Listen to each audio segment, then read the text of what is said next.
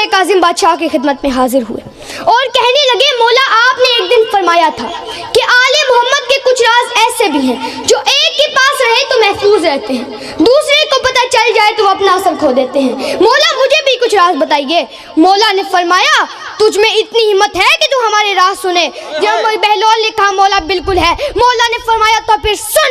ابھی موسیٰ کاظم 9ویں حدیث پہ تھے کہ بہلول گھبرا کر کھڑا ہوا اور بغداد سے باہر چلا گیا۔ بہت دنوں بعد بہلول دوبارہ مولا کی بارگاہ میں حاضر ہوا۔ مولا مسکرائے اور فرمایا بہلول کہاں چلے گئے تھے؟ بہلول نے کہا لا مولا میں بہت دن اکیلا رہا، صحراؤں میں بھٹکتا رہا۔ مولا جو حدیثیں آپ نے سنائی تھی مولا اجازت دیجئے میں وہ حدیثیں کسی اور کو سنا دوں ورنہ میں مر جاؤں گا، میرا سینہ پھٹ جائے گا۔ مولا نے کہا نہیں کسی کو نہیں سنا سکتے لیکن تمہاری زندگی بچانا واجب ہے۔ مولا نے کہا بہلول دجلہ کے کنارے جا، پانی میں اپنا عکس دیکھ اور اسے ہمارے فضائل سنا۔ بہلول بھاگتا ہوا دجلہ کے کنارے گیا، پانی میں اپنا عکس دیکھ کر حدیثیں سنانا شروع کر دی۔ قال رسول اللہ قال رسول اللہ قال رسول اللہ۔ ابھی بہلول چوتھی حدیث پہ تھا کہ پانی میں سے عکس زندہ ہو کر بیٹھ گیا، کہ پانی میں سے عکس زندہ ہو کر بیٹھ گیا۔ اب بہلول بیٹھا ہے اور سامنے بھی بہلول بیٹھا ہے۔ بہلول نے حیران ہو کر پوچھا تو کون ہے؟ اس نے کہا میں تیرا حمزاد ہوں۔ جو لوگ حمزاد کے لیے چلے کاٹتے ہیں، ویرانوں میں دھکے کھاتے ہیں، تو انہیں میرا مشورہ ہے یہ جنتر منتر سے نہیں ملتا، فضائل علی سے ملتا۔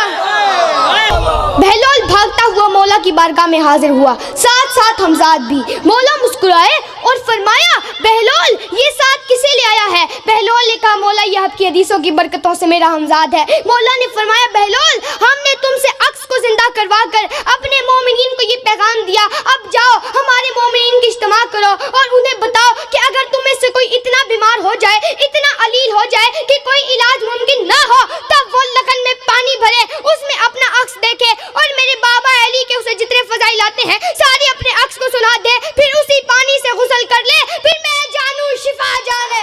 بڑا جان مانا ہوں میں بہلول دانا ہوں، بڑا جان مانا ہوں میں بہلول دانا ہوں، جسے انبیاء کھوجتے ہیں، جسے اولیاء ڈھونڈتے ہیں،